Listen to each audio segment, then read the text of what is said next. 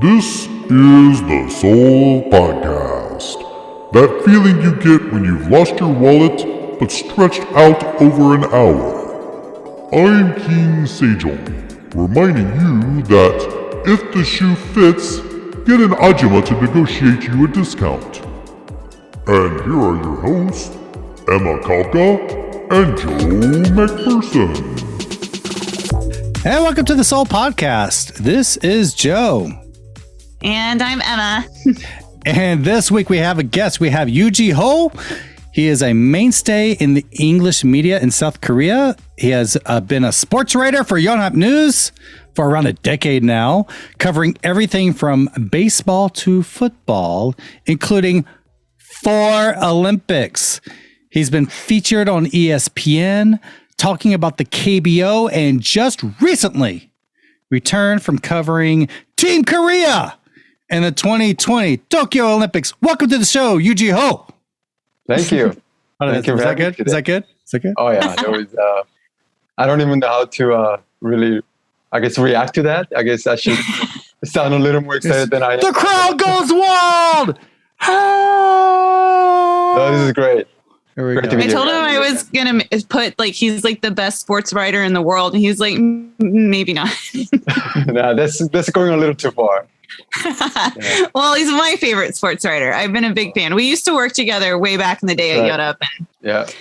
Spent many an afternoon talking about baseball. Were you by the way, we're kind of secretive about where Emma currently works. Yeah. No saying where I currently work.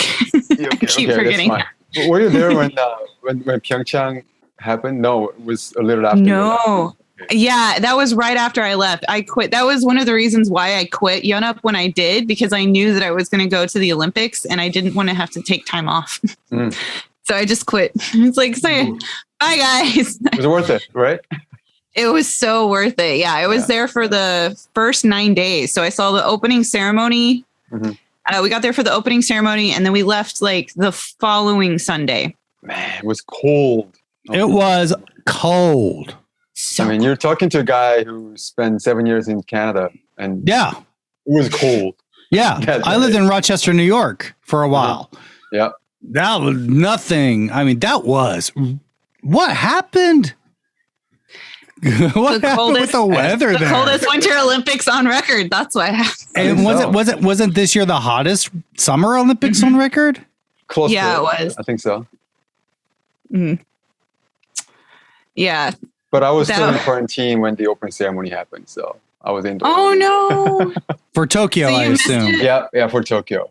Well, I didn't miss much. If you watched the opening ceremony, right, on TV, I didn't miss much. I missed like a good chunk of it because I was trying to watch it through streaming, and I couldn't figure out where to stream it properly. And then I forgot that I probably could have just turned on my TV and watched it there. But I was like, no, I want the English commentary. Now that I think about it, I remember people talking more about the Pyeongchang opening ceremony than the Tokyo opening ceremony. Pyeongchang was good. I like that. I mean, I was. But I remember like Tokyo, just like they said, there was an opening ceremony, and then that was it. Never heard of any big highlights from it. Yeah, there were no fans. First of all, it's kind of May. You know, it went long. I think even without fans, with all those a lot of the big portion of the show being kind of streamed down, scrapped the last minute, was still very long. And wasn't anything too exciting, too memorable. All the countries coming out and waving to empty stands. Yeah, basically just the IOC officials and some, heads of state. Or hi, dude. Why are you up there? Just come down here, say hi. Hey, but the Parade of Nations was worth it just to get to see Tonga guy again for his 3rd Olympic appearance. Yep. I nearly forgot that he did like the whole shirtless thing for the opening ceremony of the Pyeongchang games. And I was like, you did too. Yeah. Yeah. I was just like, how? I was sitting up in the stands in like 20 layers, shivering. And then like my tears are freezing on my face. And I'm like, and you're just kind of waltzing around down on the floor, just like they're like the skirt thing and no shirt. I'm like, yeah, I don't even know what sport he competed in Pyeongchang. He's just all over the place. Might have been I think he was some skiing. Yeah, some skiing event. I think it was, I'm not sure which one, but it was definitely Honestly, I skiing. don't even know what sport he's competing in Summer Olympics either. So Oh, I forgot. I had this and then I forgot what it was. The oil chess competition. yep. It's like a traditional thing, like not just like something tradition in the sense he does it every Olympics, but it's some traditional thing in Tonga, I guess. Really? I think I watched an interview with him and they were talking about it and he was like, it's just a thing that we do. He was wearing like a traditional outfit and he's like, and we go outside just to oil ourselves up. And and I'm like, not complaining, dude. That's a promotion for the tourism board there. Yeah. I think the shtick is kind of getting old. He's done it 3 times already. So yeah, I mean, is he going to do it again at Beijing? Why not? He's only 6 months away, right? So yeah, it's not that far away. Might as well. Yeah. I just like the biggest part of that interview. I remember like because they were talking about that, and then but he was in like his dorm room doing it via Zoom. And so he was like, oh, did you hear about the cardboard beds? And then just like lifted up his sheets. And I'm like, oh my God, they really were cardboard. I thought this was just like an over exaggeration. Oh, I heard it was an exaggeration. Nope, it was legit cardboard. Oh my. Like cardboard boxes. I'm just like, well, that looks comfortable, dude. Oh my. Well, recyclable. It's environmentally friendly. Yep. I suppose that was the reason behind it. Yeah, the cost and the whole the thing. So yeah. Well, so I didn't flip on one of those. So give us the dirt. How was it at Tokyo this year? I mean, you've been to a few Olympics. How was it different? And we just kind of want to hear, what is it like to be in the press corps on the behind the scenes at the Olympics? Well, it was different, first of all, because it was the first Olympics during the pandemic, and just getting through the whole customs was a pain. The flight itself is only 2.5 hours, and I spent like 4 hours at the airport just to get out of the airport. Yeah, you had the easiest flight of any foreign press person. I think so. Yeah, we're same time zone. Yeah, 2.5 hours, just like that, and then we landed. We had to get tested for COVID. Had to wait for that result. Sitting around, just filing stories from the airport while waiting for my test result, and I haven't done before. It's something I hope I never do again. So in that sense, right from the start, it was different. And then, we had to be basically separated from the Japanese public. So we couldn't just take any random subway or train buses to get into town. Mm-hmm. So they had to usher us into like press only shuttle bus to get into Tokyo proper from the airport. And then from there, taxis to get to a hotel. So, I left my home to get to the airport about 5:30, 6 a.m. and got to my hotel in Tokyo about 8:30 p.m. So wow, my flight was 2.5 hours. I'm like, how? Yeah. Wow. So, God. And then we had to quarantine for 3 days, kind of soft quarantine in our hotel room for 3 days.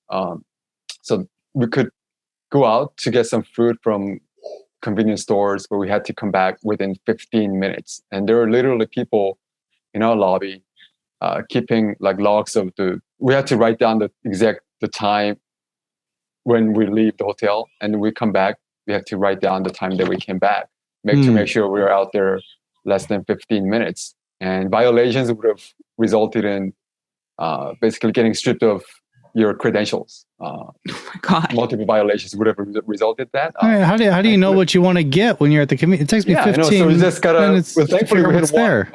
about a minute walk from our lobby, so we had one very close to our hotel. So there was I guess fortunate. So we did that for 3 days, just not getting out other than to get some food. So which is why I landed on a Tuesday, and then the opening ceremony was Friday. So that was my last day of quarantine, and the competition began on Saturday. So I had to kind of jump right back into the action. First day of quarantine, and for the first 14 days of my stay, I couldn't take any public transit because they basically wanted to separate people coming in from overseas from people. So it wasn't until toward my final week of Olympics that I got sort of the special transportation card where I could just ride subway anytime I wanted. any buses that I could take. So it was kind of a pain just getting around from venues to venues, relying 100% on the media shuttle buses or sometimes, taxis. And so there was pretty much kind of pain in the ass in terms of, wasting a lot of time just waiting for your next bus and next taxi. So there was a very inefficient way of getting around. And I mean, the Olympics themselves here wasn't very compact in terms of how the venues are set up compared to Rio, for instance, in 2016. That's a big country, that's a big city in Brazil, but a lot of the venues were very close to one another. A lot of the events that I covered in Rio, from the media center to get to, let's say, fencing, taekwondo, basketball, volleyball. All the indoor sports were kind of close to each other. That would make sense. In the same cluster. Whereas in Tokyo, first few days when Korea was winning all the archery medals, I was in archery. And then when that was done in the early evening and late afternoon, I had to go over to fencing or taekwondo. That's like 2 hours. Oh my just to get there. The distance itself would have been, I don't know, if I had been able to take subway, it would have been like 40, 50 minutes, under an hour. I would have been able to cover it in under an hour. But to have to take the shuttle, kind of the official route to get from point A to point B, was another 2-hour travel. Because of all the stops in between. Yeah. Well, it's not the stops, but it's just how far the buses, the schedule is spread out. It's like there's a bus every 40 minutes, every 30 minutes. If you miss one, there's another 30-minute hour, a 30-minute wait, and all that kind of thing. So I guess they wanted to make sure that the corona was spread throughout. Yeah, it wasn't very compact. Just was very inefficient in terms of how we were getting around, going from point A to point B or even point C for the first 14 days. So that was kind of the challenging part of covering the Tokyo Games compared to some of the other games that I went to. Man, and I complained about getting around for the Pyeongchang Games, but I remember after the first few days that the shuttle system actually kind of worked itself out. Like the first few days when we were traveling around, it took us 5 hours to get from the Phoenix cluster, where that's where like our pension was, and where most of the event, we got a pension there because most of the events we had tickets for were snowboarding. But we had a couple of hockey games. I think the first time we went to the Gangneung cluster, it took like 5 hours using the shuttles. Yeah, because we had to wait. Shouldn't be that way, because that's only like a 40-minute drive from Phoenix to Gangneung, right? At most. Yeah, So we finally figured out that if we took the train, we could get there a lot faster. And then once we got the train, I think we would just like take it. There was enough buses there that we could just hop on a bus and get there. And I think we got it down to like an hour maybe. But those first few days of the Pyeongchang Olympics using like the free Olympic shuttles were rough. But Pyeongchang was one of the most compact winter games ever. That's why we were so surprised it took so long. Every venue was within like something like 40 minutes or whatever. A lot of things were within walking distance too. I remember a lot of stuff, especially in the Pyeongchang part. Yeah, in Gangneung, hockey, curling, short track, and long track speed skating, they're all within walking distance. Yeah, they're all like the same. They were in the same complex sort of area. Yeah. We just chose all the events that were like set off from everything else. It still took us 5 hours to drive out there because of the traffic. Right. And also with Tokyo, we had to get tested every day. We had to we had to submit our saliva samples every day during our stay to get tested, basically. And to come back to Korea, we needed that proof of negative test within, I think, 48 hours of our departure. God, you had a lot of brain sticks. Yeah, we had to submit our health information every morning. We had to download this app and then kind of, you know how things work, right? You put in your temperature, do you have any symptoms, and what have you. So we had to do that every day and then get tested and make sure we're healthy and that kind of thing. So. And I guess that's just Olympics during a pandemic, because I remember within like the first few days of Team USA arriving, they had like 3 or 4 positive COVID cases from USA. Yeah, go. you know, who if anybody's going to be the first one to get COVID at the Olympics, it's going to be somebody on Team USA. And some of the athletes got some flack for not getting vaccinated before traveling. And you know, was not mandatory vaccination. But What? It wasn't mandatory, but it was recommended if you're from countries where vaccines are available. And obviously, vaccines are available in the US. So it was recommended, but not mandatory. So some of the Not mandatory. Not mandatory at all. So I don't know, like all members of the Korean media were vaccinated. I got vaccinated before I traveled, but I don't know if maybe some other media members from other countries were vaccinated or not. And This is true, yeah. And there are moments when, you know, certain members of the media, not from Korea, but some other countries where, you know, they're talking to each other without masks. And it wasn't a good look at the time, you know? Like, it was the Americans doing this? No, it was probably no, it was the American. Well, Australians have no corona, though, basically. Well, They're like, what's coronavirus? I covered a lot of events where I didn't get to see a lot of US journalists because I think the sports that Korea was good at, US probably wasn't good at, and vice versa. Yeah. So I didn't get to cover any track and field or swimming. Oh, that sucks. Because, it's when I moved to Korea that I found out that there were these other sports in the Olympics. Yeah. It's like, what? Archery? This is a thing? Archery. I was ping pong.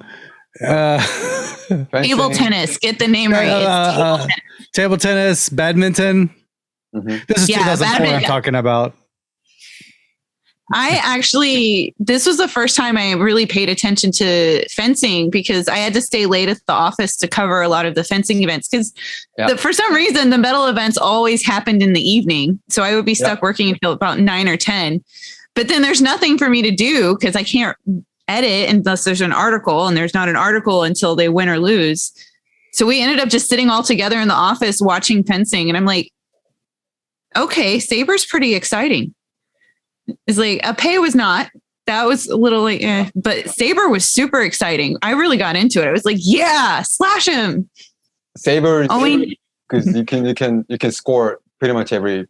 I think the scoring area is the entire body, right? So it's more. Yeah. It's a lot more fast paced. It's more like Star Wars. Yeah, fencers just go at it. You know. They're just like. They just go at it. Whereas Epee is kind of like more. It's more strategic. Team event, you got to get to 45 points or just have more points than the other team after 9 bouts. In saber, it's pretty much every time they get to 45 points because they just go at it. Whereas in epee fencing, you almost never get to 45 points. You just end up running out the clock and then see who has more points at the end. So. Yeah, that one, the women's team event, that was a long night. I was just like sitting there like, still going, guys. I thought this would be over in like 45, an hour-ish, maybe. No. So the following night when they had the men's team saber, I was like settling in. I'm like, this is going to be a long night. Yeah. And it was over so fast. I'm like, what? Yeah. We're recording now? Okay. Yes. A lot of the fencing finals began around 7:30 p.m. I think pretty much all of them. I was there for quite a few of them myself. So this was in a different city. It was in Chiba. Which is about, let's say, from Seoul to about 40 minutes east, I think, of Tokyo on a bus ride on a good day. On a good day. Yeah, on a good day. So it was in a different city. Coming back from Chiba late at night back to my hotel was a pain also. So. Was there any event that you enjoyed covering the most out of everything, or was it all just like this is work? Fencing is my thing because I don't usually get to cover fencing in years, right? It's usually when the Olympics or Asian Games happen that I get to see fencing in person. And I like that. I'd like that. Yeah. Korea is really good at fencing. Like Asian Games, Korea dominates. Olympics. I think every fencer from Korea actually won a medal. Wow. Team medal. So because both teams won. Women's epee silver, men's saber gold, men's epee bronze, I think, and then so those 3 teams. So literally every fencer from Korea won a medal. So there was a pretty good showing. for Team Korea. So fencing is my thing. Archery also, just because Korea wins so many medals. We're great. Yeah, We're it's great. just like, oh, it's going to be us again. Yeah. Korea's always been good at archery. There's actually a TED talk done by this young man about how superior Korean bows are. If you ever on TED.com, there's a great TED talk. No, there's a lot of other countries that use Korean made like arrows and bows and arrows. Mm-hmm. You know, He shows how the design Yeah. of the bow is a hybrid between two different styles, and that makes it more effective. Yeah. Well, I can't get into that, but It's a great TED talk. It's a great TED talk. Okay. I'll look it up. Were there any surprise events where Korea did well? Volleyball? That's volleyball. yes, good one. Yeah. Because the year before, last time it was curling, and then Kim Yonhap way back. You know, no one was into figure skating before, and then Kim Yonhap. Well, I guess Kim Yonhap winning gold wasn't that much of a surprise. You know, she'd won like world championships, and Right, she'd won a lot in the run up. Oh yeah, she has not. She never missed the podium as a senior figure skater. Did you know? Okay, but I don't remember much figure skating being featured on Korean TV until her in Vancouver. Oh, it was a big deal. Vancouver, yeah. Okay, I mean, for Kim, leading up to Tokyo, she won a world championship. I think 2009 in Japan or some other place, and oh yeah, it was a big deal. But yeah, going back to like women's volleyball. So this was a team that was ranked 14th going into the Olympics. I think it was the lowest in that group in pool play. So it's like, yeah, out of 6 teams, you got to be in top 4 to get to the quarterfinals. And that wasn't even a certainty. You know, finishing 4th out of 6 teams, it was like 50-50. Oh, maybe we're going to do it, maybe we're not. And nobody's going to be mad at them for not making the quarterfinals. And then there was one Saturday when everything happened. It was like baseball versus U.S., football, men's football quarterfinals against Mexico, and Korea, Japan women's volleyball. It was like the big night. Big Saturday. That's great. And then only women's volleyball team ended up winning that day. Like the football team got hammered. I was actually covering football at that night. Just got destroyed by Mexico 6-3. And baseball be glad you missed the baseball game. I watched the baseball game and I was just like, no, it was not as ugly as the football game. No, I was following this. It was not as ugly as the football game. Anyway. Yeah. I missed that, so I'm going to take your word for it. I was watching baseball. I was so disappointed.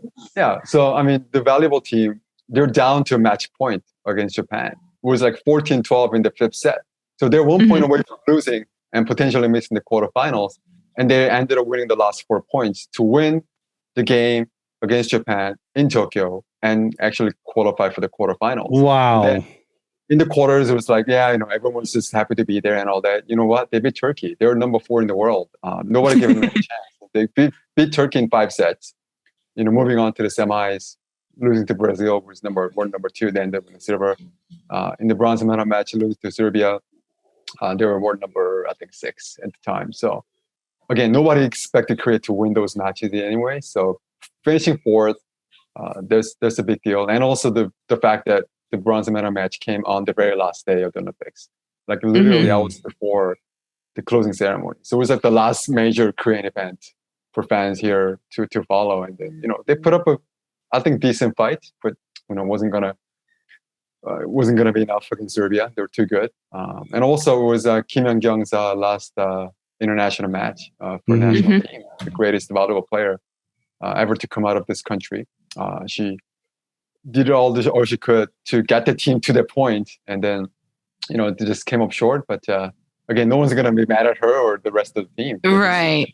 So well. Those are the stories I love hearing. Yeah, just the underdog story. You know, I guess beating Japan in Tokyo was always. Okay, that's true. That's true. Yeah, it's like, no, after that, the rest doesn't matter. Everything is gravy after that, right? Yeah. Anytime you can beat Japan in anything in sports, especially doing it in Tokyo, it was a big deal. And after that was a long love affair between Korea and the women's volleyball team that's awesome. The end of the Olympics. Yeah, I love hearing that. Did you note a different mood from Korean fans this Olympics compared to the past? it seemed to me that fans were not as concerned with medal counts as they were with how much effort and heart people put into their sports. Yeah, you know what? We get that every Olympics. I think, it's been that way since I think at least London. It has. People kind of have short memory. It's like, people said the same thing after Rio. I think we said the same thing after Pyeongchang, after Sochi. So it's not new, to be honest. If you go back in time, 7-8 years back in time, maybe look at some articles, and you're gonna read the same thing. Okay. Oh yeah, we don't really care about the medals, and it's the effort that counts. You know what? I'm not a fan of that. I'm not a fan of the field because it's competition. If you talk to the athletes, they all want to go out there and win medals, and nobody trains to finish second or third or fourth or fifth. A lot of them, maybe they realize they're not good enough to win a gold medal, but that's the goal. That's the sort of the target they shoot for when they train. So, I'm not a big fan of that sort of the competition doesn't matter. Of course, it matters. It matters for people who train for it. The competition matters, but I don't like the idea of like if they don't win everything, that we have to be angry at them for not winning everything. You remember when the Ajashis were at Incheon Airport throwing yut at after the World Cup? World Cup, yeah. That type of stuff. World Cup too, so I. You covered that one too. Oh yeah, I covered that one. Well, there was like a mitigated disaster, right? So, but yeah, for me again, like it's all good, and like I guess this day and age, we talk about the athletes, their mental health, and the pressure that they deal with. We saw that was the big deal this year. Yeah. Pulling out of the events and people kind of pulling for her. I get that, but at the same time, we can't really. I don't think we should be going too far in the other direction either. Because this is the ultimate competition for a lot of the athletes, and they all want to go out and go in and win. Whether it's a medal, whether it's a match, whether it's getting to the quarterfinals or whatever, and they have their goals and their competitors at heart. And I'm sure a lot of them probably don't want to hear that. Like, it's okay. So you might have lost, but you were there, you participated, and you did your best. I think deep inside, some of them might be saying, you know what, I didn't do anything. I lost. It sucks. I wanted to do better and all that. So we shouldn't be going too far in the other direction sometimes, but. I can see how the perception, the way people embrace the Olympics has changed quite a bit. Well, and I think like with Korean athletes, they made a lot of headway in events that they haven't traditionally been pretty good at. I mean, right. We had the diver, diving, high jumping, swimming. Yeah. Swimming, gymnastics. Yeah, like the high jumping, the diving. So we're starting to get the cameras into the track and into the pools now. Yep. I mean, diving, right? It kind of came out of nowhere. Yeah, I love that. Yeah. I love watching diving. No, he's been a top 10 diver for a few years now. He was in the final in Rio in different events. So he was a kind of a top 10-ish, maybe not a medal contender, but I think people figure who is going to be in the final. Maybe hang around top 7, top 10, but to finish fourth, it wasn't that close, but he finished fourth. So that's pretty encouraging. And the high jumper, Woo Sang-hyuk, who I think he came in a centimeter, maybe 2 centimeters of winning a medal. But this guy improved 4 centimeters within, I think, 4 months. That's unheard of in high jumping. Wow. So, that was an impressive showing by him. And then the modern pentathlon. Yep. He came out of nowhere. There was going to be a dark horse, kind of under the radar medal event for Korea. The guy who won bronze, Chon Hong-tae, he done well at World Championships. That's one event where I figured if the Olympics hadn't been postponed, if it had been maybe held like last year on time, he might have been able to win a gold. I think he was in better form during the 2019 season, going into 2020, and then things got pushed back by a year. He might have been hurt by that a little bit, but bronze medal is still pretty good. First medal by Korea in that event. Yeah. Right. Yeah. I remember talking to my coworkers and they were like, oh, well, we have modern pentathlon, but we're not sure. We don't think we're going to medal. So don't worry about it. Enjoy watching the baseball game. Cause I had a friend over and we were doing like a little watch party for the gold medal baseball game. Yeah. And then all of a sudden, before it starts, I'm getting like a frantic phone call, like, Emma, you have to edit the article. He just won a bronze. I'm like, what? Okay, hold on. I was like already in baseball mode and I'm like, I got to switch. Sorry. Like, you watch the game. I'll be back in like 10 minutes. Ran into my office and sat down. I was like, okay, got this. Ooh, pentathlon. The life of a journalist. And then I was disappointed to find out that the laser run didn't actually have lasers. That's how little I actually knew about modern pentathlon. They used to do bullets. But then they do laser with the shooting portion. That's why they call it laser run. Oh, that's where the lasers come from. Yeah. We're like, why is it a laser run? Are they shooting? Is it like laser tag? And you're like, I want laser tag. That's a great like event, like I love watching pentathlon because I just think that it's a perfect encapsulation of the Olympic ideal. It's got you got to do a lot of things well. You got to do fencing first day, and then you got to swim. You got to go ride on a random horse that you've never seen before, try to jump, right? Obstacles. And you got to run it and control your, breathing, right? To steady yourself to shoot targets. And it's just a great event to watch. It's all preparation for zombie apocalypse is the pentathlon. It's one of the oldest events too, right? It's been around for, I think, almost from day one. In different forms. Because I remember Jim Thorpe won back in 1912. He's a famous athlete from Oklahoma. Yeah. Oklahoma. It's not a Soul Podcast until we talk about Oklahoma. Yeah, it's not a Soul Podcast unless I talk about Oklahoma. Yeah. He won in the pentathlon in 1912. I think it was, he won gold. And of course, yes, he was one of the greatest athletes in the world. Oh, yeah. At the time. Yeah. And then had his medal taken away. But you've covered a good many Olympics. Do you have a favorite Olympics? Oh man, my first. Oh, they're all like it's like choosing my favorite child. No, my first one will always be my favorite. London 2012. London, yeah. It was one city that I really wanted to travel to. First of all, I love London.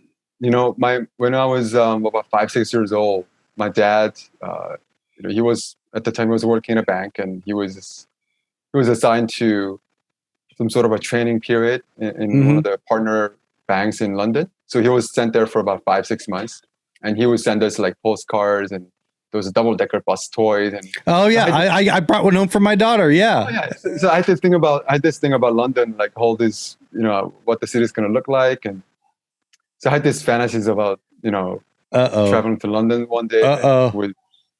No, I loved it, and then just because it was the Olympics, just because I was there to work, I didn't really get to see the city a lot. But I think I had maybe half a day to kind of travel, if you will, like kind of walk around the city a little bit. I think I took the boat right under the bridge. Yeah, with the Olympic rings set up at the time. Wow. The River Thames, but that was it. So I didn't really get to see the city much. You got to go back. I got to go back. I think I really love that London city. was my first Olympics, and I loved a lot of the venues that they set up. I went to see one of the Korean football matches in Wembley. Oh, yeah, nice. The sacred, stadium, right? Yeah, it is. The archery was set up in an old cricket ground, so it had the very classical feel to the whole venue. And I want to ask, it wasn't as hot in London as it was in other. It was perfect. The weather was perfect. It didn't rain a lot either. So it's like cold in the midst of July in London to me. Oh yeah, it was perfect. It wasn't cold. It wasn't too hot, and even some of the media buses were double deckers. So I got to like ride on top. Finally got to ride your double decker bus. Right. So, so I enjoyed riding my tube. From one venue to the other. It was also very easy to get to from one venue to the next one. Mm-hmm. So yeah, I enjoyed it. Enjoyed London quite a bit. There's so many great things about London. It's one of my favorite Pyeongchang, cities. of course, being on home soil, getting to watch so much hockey and get paid for it. So it was a lot of fun. Yeah. Even though there was not any NHL presence, to watch Olympic hockey on our home soil, home ice, was a lot of fun. Yeah. Mhm. Oh, that's great. That's great. So you're gonna what do you think is going to happen with Beijing? I think they're gonna have even tougher quarantine restrictions, and I think there's a pretty good chance that they're also gonna go without spectators. I think they're gonna. We're not that far away from the pandemic. Yeah, 6 months out, and I think they're gonna come down hard on all these protocols. Like Japan in Tokyo, for instance, the athletes they could only check in to the village. I think it was 5 days before the first day of the competition, and they had to leave the country within 48 hours. Wow. Right? Which is why there's a lot of people at the closing ceremony, because there was literally nobody left. Everybody had they kicked them all out. They're like, all right, bye-bye. It was basically people who competed the day before or the same day. Hey, next the volleyball team. Yeah. It's the Korean volleyball team. Yeah, I was actually on the flight home with the volleyball team and the pentathlon. Oh, really? Oh, that's cool. They were the only Korean athletes left in Tokyo. Everyone else right, yeah, because pentathlon was on Saturday. Yeah, and volleyball was on Sunday. So, yeah. It's going to be tough. I mean, politically, it's going to be tough. I think they're going to be really watching the journalists closely because it's the optics. I mean, we're doing a coronavirus Olympics, kind of the same country where it got its start.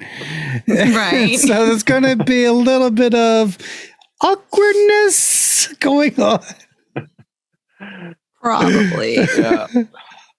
They're going to be really tight on what people say. No Facebook, no Twitter, right? I guess sure. you can find your ways to it. I covered the Asian Games 2010 in China, in Guangzhou, and looks like I might go to China twice next year for the Beijing Winter Games, and then there's an Asian Games in Hangzhou also in September. Oh, really? Yeah, so I might end up traveling to China twice next year. Wow, so that's going to be surreal. Yeah, people figure out ways to get into Facebook and Twitter in China for some reason. I'm not that like technically savvy. I don't know if it takes. You just need to listen into conversations at the press center, and then okay, those guys, and go ask them. Be like, how do I get to my Twitter? These days with Twitter and Facebook, you're not missing much. Okay, well, I just for worry. me, because I want to follow him while he's in the Olympics. For him broadcasting out. I thought it was him reading in. Oh, okay, yeah, okay. No, I'm being selfish. It's all about me watching Jeeho go do all the Olympic things, because I can't go to the Olympics again until LA. I don't know. Can they do a cacao? Can I access cacao? Yeah, just cacao me. Just cacao me pictures and be like, here's the inside of a bus. Yeah. Like, great. Or just do good old text, I guess. Yeah, we'll make a system. Just give someone, get someone access to your Twitter account, and they will relay your stuff. Yeah, cacao and be like, so Jeeho says today this is what happened. Picture. And then later on, when you're put into a cell, we'll do a special Soul podcast about you, about free Jeeho. Hashtag free Jeeho. Yeah.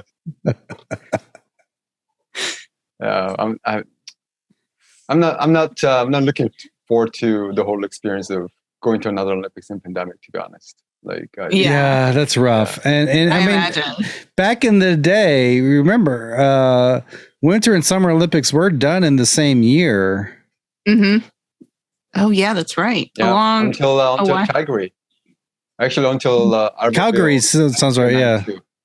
So Calgary, Seoul 88, Albertville, and Barcelona 92, and then the next winter was 94. Lillehammer, and then was 94, and 98. Then Atlanta 96. 96 Atlanta, and 2000 Sydney. So ever since 1992 was the last year when they hit the same summer and winter the same. It's always associated that it was always Olympics every 4 years, and now it's Olympics every 2 years. Every 2 years, yep. And now it's just like, we're going to do an Olympics whenever we can. Yeah, I didn't think about that. Because the Winter Olympics are always in February, right? Pretty much so. Yeah. Yeah, because I was thinking like, oh, it's going to be like a year, 2001, 2002, or 2021, 22. And I'm like, no, you're right. It's less than a year. 6 months out. Yeah. Yeah. Yeah. Not many Winter Olympics happen in July. Yeah. Yeah. Well, it would, but yeah. So I didn't think about that. I'm like, well, I will be watching, but not covering. I will not be covering the Winter Olympics because I will be leaving this company before then. So I can actually just enjoy watching the Olympics and not having to edit articles. But I want to get like some idea. I mean, do you have any ideas in the pipeline? Like how any Korean teams, any Korean athletes to keep an eye on for Winter Olympics? I guess short track. And then, of course, it's just a matter of who's going to come out of the national team trials. And if you make it out of the Korean national team trials, you're probably going to win a medal at the Olympics. Okay. How about curling?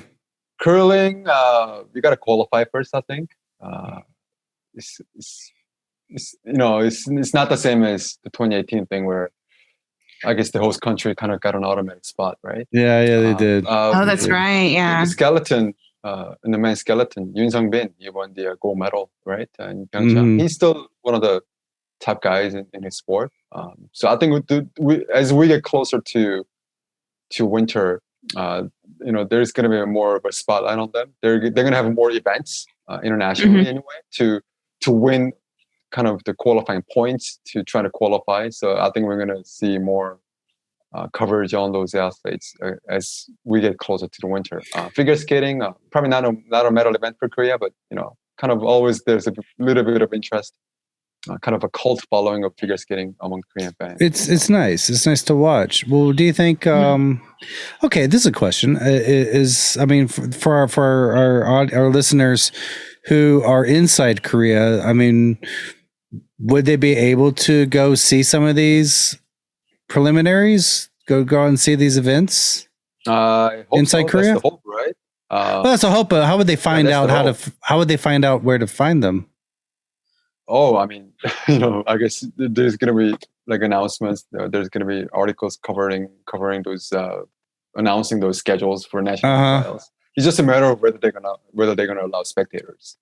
Right? Yeah, and most likely they will happen this year. Or they will happen January next year at the latest. Okay. Because usually I don't find out something happened until the day after, and the news is reported something that happened the day before. Okay. Follow Jeeho on Yonhap. Follow Jeeho's Twitter. Yeah, I try to make some announcement, I think, beforehand. But I think most likely a lot of those events will not allow fans because of COVID. Right, because it's only going to be just a few months after like the main push for the vaccination drive within Korea. Herd immunity. Yep. Which we're now discovering is not really a thing because variants and Delta. Gotta love Delta. Though I remember when I was in Pyeongchang, there were a couple of young Korean snowboarders that weren't actually doing that bad. So I'm interested to see, and they were still pretty young, if I remember correctly. So I'm interested to see if they come back and how well. I think he won a medal in the one, not the half pipe thing. What do you call it? There was I forgot the name. Slope style and not slope style, parallel. Oh yeah. Alpine. That was the one we didn't have tickets to. Okay. Well, I think there was one event where one of the Korean snowboarders won a medal, but he has actually fallen off the mat. So nobody knows what he's doing. Yeah, I don't know what he's doing now. So he's completely fallen off the mat, just faded into obscurity after winning, doing so well in the Olympics. So I don't think there's anybody coming up in like half pipe, all those fancier events in snowboarding. And alpine skiing, Korea's never had anybody in alpine skiing. It's just not a cool thing. We should. Yeah. We have Alpinzia. It's in the name. We have all those nice alpine skiing places now. Like Alpinzia Resort, the province of Gangwon, they try to sell that piece to some other, because they were bleeding like money. They're losing. Sibling Money wasn't it built by the Moonies? One of them was built by the Moonies. No, this is before that. Before that. Anyway, so that's become sort of a big white elephant, I think. Mm-hmm. Yeah. They're losing a lot of money with that. So anyway, that's for another day. I tried. It's a different conversation. I tried. I want to have. I want to have you back when we get closer to Beijing, though. If you wouldn't mind, I want to. Yeah, sure. Like to talk. You could do like a whole run up to the Beijing Olympics. I have a clearer picture of who's going to actually compete, right? Mm-hmm. And it's hard to tell right now. Like men's hockey team, they're going to have qualification coming up later this month. But we got in as host country in Pyeongchang. Mm-hmm. So qualify on merit for the first time. I mean, it was so cool that we had 3 Olympics right in our within 2 hours. Yeah. Mm-hmm. Yeah, in the same like sort of region, right? Northeast. Yeah. Korea, Japan, and now China. Yeah. Mm-hmm. I had plans. I was going to go to Tokyo. My best friend from LA too. We were planning she to flew do it over too. for Pyeongchang, and at Pyeongchang we started planning to putting money aside and doing all like the logistics and stuff to go to Tokyo because we wanted to go see all the skateboarding events. Mm-hmm. And then her like, well, that's not happening. No. No. Oh well. Like I said, we've got LA. We have LA 2028. I'm moving back to America next year. She lives right, not in LA proper, but she lives like within a suburb or satellite city of LA. So she came over and stayed with me for Pyeongchang. She's going to return the favor for LA 2028. So I'll get to see a Summer Olympics. It's just going to be. What about Paris? I would love to do that. I just don't know if I'll be able to afford it. I don't know, man. If I'm going to Paris, I want to go when there's no crowd. Oh, there's always a crowd in Paris. What am I talking about? There's always a crowd in Paris. Actually, but that would be cool. I would like to go see the Summer Games in Paris. That would be because I've never been to France. So. Oh, I love France. I could use as a jumping off point. I could go to the Olympics for a few days and then just like travel around Europe the rest of the time. Eurail, go everywhere. Finally go visit my friends in Scotland. Yeah. Been after me for like 3 years. Come to Scotland. Like when there's no pandemic, I will do that. Well, wonderful. Well, we're going to wrap up. We've done a good hour. We're going to wrap up. This is great. This has really been really fun. We'll just remind you, we do have a Facebook page, facebook.com/SeoulPodcast. Twitter is at twitter.com/King Sejong. Emma, how can people follow you? You can follow me on Twitter just look for Emma Kalka. I'm the only one there. So, Jeeho, how can people follow you? Yeah, on Twitter, I've got Jeeho_1. It's JEEHO_1. This numeral 1. Jeeho1. I don't know if there's another Jeeho U there, but I got the one. No, I think definitely. I ended up doing the 1_1 because I think Jeeho or Jeeho U was taken at the time. So it gets someone else. Definitely follow Jeeho if you're a KBO fan. You go to a lot. You're still doing. Are you switching back into covering KBO games now? Yeah, but it's kind of because of the COVID thing. It's kind of hard getting around to. We're talking about baseball, right? Yeah, baseball. Yes. Yeah, baseball. We have sexy first pitchers by K-pop stars. That's not a thing anymore. I mean, not this year, not the last couple of years. I know it's a thing. I haven't seen one lately. Yeah. It's not because no one's allowed to go to games. It's not a good look to invite, these K-pop stars to. No, it's not. But I think it's funny. Yeah, because their wind-ups look like something from Bugs Bunny. Yeah, the shtick is getting old too. Someone does it, everyone's trying to follow whoever has done it before, and then they get old pretty quick. So I would just be like Dr. Fauci during the first pitch where he's like, yeah, and then it goes like a foot and drops. Is that what happened? Oh. Yeah. The guy who was like trying to save America from COVID threw a first pitch at a game and it just went like, that would be okay. me. That's okay. It was a metaphor. That would be my first pitch. No flips for me. Just like, yeah. Oh, I got halfway there, guys. All right, well, halfway there. thank you everyone for listening. Remind you that we do try to be live on Friday nights on YouTube. So subscribe to us on right now we're on Zen Kimchi over on YouTube. If you do that, okay. So thank you so much, Jeeho, for joining. Until next time, stay safe. Be careful out there. Okay, thanks for having me today. No problem. Thanks for coming. Bye. The Seoul Podcast is a production of Zen Kimchi International, copyright 2021, under the Creative Commons license. Parts of this podcast may be used for non-commercial purposes if you remember to give us credit. You can contact us at sejong@seoulpodcast.com. That's SEJONG@seoulpodcast.com. Follow us on Twitter @King Sejong and on Facebook at facebook.com/SeoulPodcast. For a transcript of this episode, listen to it again and write down what you hear. See you next week. Until then, may you never find a fly in your dongdongju.